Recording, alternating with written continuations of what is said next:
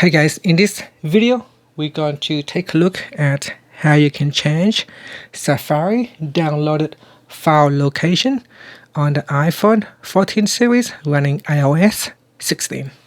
So first let's go back to the home screen by swiping up at the bottom of the screen. On the home screen, tap on Settings.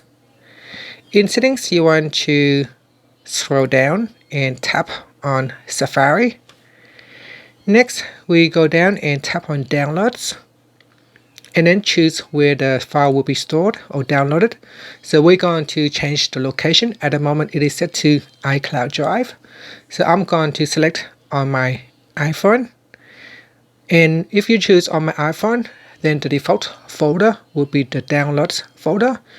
If you want to save it to a different subfolder, you would tap on Other. And you can see if I open the drop down, it will have the default folder as download, and in here I can choose where to save it.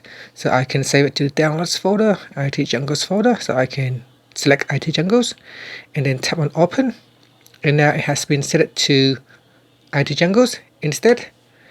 And it said here remove download list items, so you can leave this one as the default, and then that's it.